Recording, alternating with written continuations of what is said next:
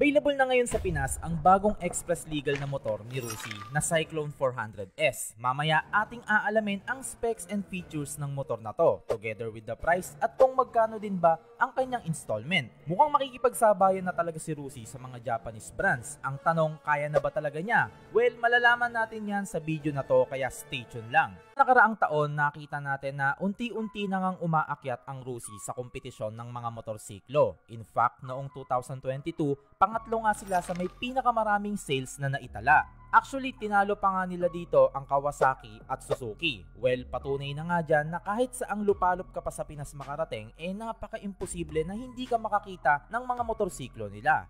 Idagdag mo pa nga ngayon ang pag-aangkat ni Rusi ng motor sa isa sa pinakamalaking manufacturer sa China. Walang iba kundi ang Zhongsheng. Si Zhongsheng pa nga mismo ang proud na nagsabi na si Rusi ang magiging distributor ng mga motor na ilalapag nila sa Pinas, katulad ng RE3, RC401, RX401, RC250 at RG3. At sa 5 motor na nabanggit ko, 2 na nga dito ang nakarating sa Pinas, which is ang RE3 at ang bagong-bagong RG3. Pero nung dinistribute na nga ito ni Rusi, pinangalanan nila ito na Cyclone 400S. Ang Rusi Cyclone 400S ay isang sports touring na motorsiklo. Meron itong 401cc, inline 2, water-cooled 6-speed with FCC clutch na engine na kayang mag-produce ng 42 horsepower at 9,500 RPM and also kaya ding bumulusok sa 34 Nm of torque at 8,000 RPM. Kung ihahambing natin ang power nito sa ibang 400cc bikes in terms of number lang, hindi naman ito nalalayo sa Ninja 400. Pero dahil tumitimbang naman ito ng 213 kg, malaki nga ang epekto nito sa kanyang power output. Kaya if ever na makapagbawas ka dito ng bakal-bakal, may ilalakas pa talaga ito. Based sa mga nakasubok sa 400S, nasa 160 kph din daw ang top speed nito. Well, ang mga touring bikes naman ay hindi talaga dedicated para sa speed, kundi pang chill at long rides lang talaga. Ganun pa man, kahit hindi ito kalakasan, hindi naman tinipid ni Zhongsheng ang preno nito dahil ito ay naka-dual disc brake na sa harapan at single disc naman sa likod na parehas pang naka-Bosch anti-lock brake system. Mahahalata mo rin talaga na dinisenyo ito bilang pang long rides dahil sa laki ng kanyang tangke na kayang magkarga ng 21 liters at kaya naman itong kumonsumo ng 3.5 liters sa kada 100 kilometro. Sa kanyang design, meron itong brusko at matayog na pangangatawan. Kaya naman pag nakasakay ka na dito, aakalain nilang higher displacement ito dahil sa laki ng kanyang build.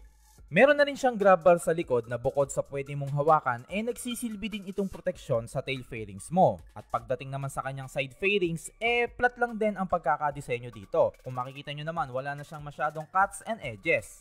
Kaya naman ito naging sports tourer, dahil may pagka-sports bike talaga ang kanyang muka. Pointy at sharp nga ito, kaya mas lalong naging aggressive ang tindigan nito. Medyo kung titignan mo siyang maigi, may pagkakahawig siya sa ZX-10R, diba?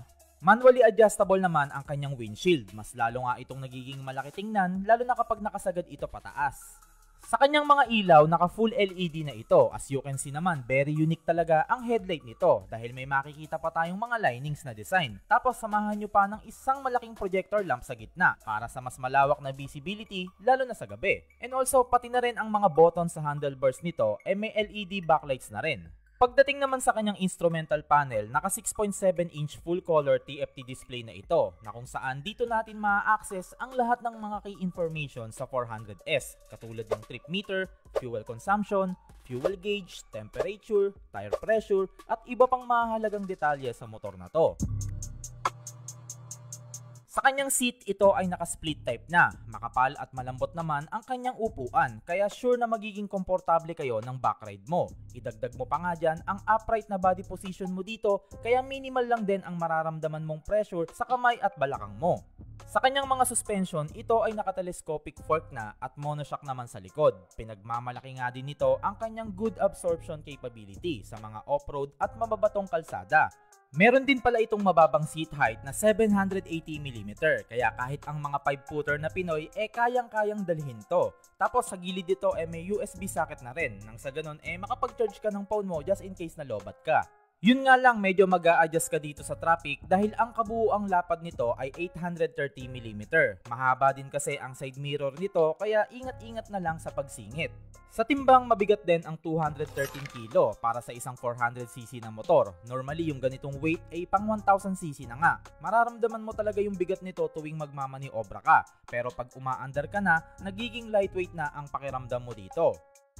Ang sukat naman ng kanyang gulong sa unahan ay 120/70/17, habang ang sukat naman ng gulong nito sa likod ay 160/60/17. Mapunta na nga tayo sa pinaka-importanting parte ng video na to. Walang iba kundi ang pricing. Pagdating sa presyo, ito ay nagkakahalaga ng 280,000 pesos. Yes, tama guys, you heard it right.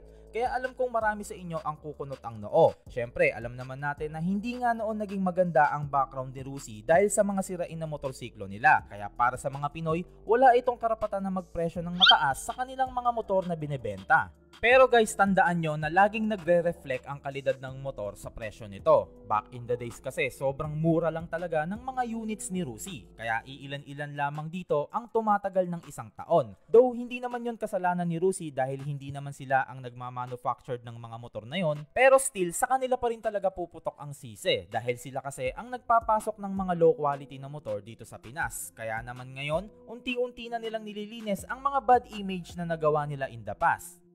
Kaya't heto at nag-i-invest na rin sila ng malaking halaga sa mga motor para masigurado na maganda din ang kalidad nito. I hope you getting my point. Ika nga nila, you will get what you pay for. Tsaka based naman sa specs ng Cyclone 400S, siksik na rin talaga ito. Actually, yung ibang features nito ay makikita mo na din sa mga motor ng big brands katulad ng ABS, dual disc brake, large fuel tank, TFT display, big bike looks at marami pang iba. Ang Cyclone 400S ay pwede mo ding i-avail ng installment. Kailangan mo lang mag-down ng 60,000 pesos at may buwan ng hulog na 9,000 for 3 years, 12,200 naman pag 2 years at 21,800 naman pag 1 year. At syempre may rebate pa yan ng 300 pesos pag advance ka. Overall, good specs naman ang Cyclone 400S para sa presyo nito. Yun nga lang, underrated pa rin ang tingin dito ng mga Pinoy dahil Rusi ang nagdala. Can you imagine kung Honda o Yamaha ang nag-distribute nito? Siguradong hindi na ito babatikusin ng mga tao. Parang Dominar 400 lang ng Bajaj, Como Kawasaki ang nag-distribute dito, nagiging premium na siya sa paningin ng Pinoy. Tingin ko kung minsan hindi naman talaga motor ang may problema, kundi ang mga taong mapanghusga. Ayaw ba natin na may isa man lang Pilipino brand ang sumikat sa sarili nating bansa? Malay natin pagdating ng panahon, hindi na natin kailangan pang mag-angkat ng motor sa ibang bansa dahil may sarili na tayong factory. On my side naman, siguro kung talagang seryoso na si Rusi na magpasok ng mga high-end na motor dito sa atin, kailangan gumawa na rin sila ng mga promotional video sa bawat unit na binebenta nila. Dahil malaki din kasi ang maitutulong ito sa marketing lalo na't nabubuhay ang mga tao ngayon sa social media. Anyways, alam kong may masasabi at masasabi pa rin kayo sa Rusi na kesyo gawin na lang nilang ganyan, ba't di na lang gawing ganto, bla bla bla. Pero isa lang ang sinisiguro ko, wala silang pakialam sa mga sasabihin nyo dahil alam naman nila na may bibili at bibili pa rin ng mga motor na binebenta nila, kaya suri na lang. Yun, I hope nagustuhan nyo ang ginawa kong video patungkol sa bagong 400cc bikes ni Rusi. Ano sa tingin nyo? Sulit ba ang Cyclone 400S? Pakikomento na lang yan sa baba at excited na akong mabasa yan.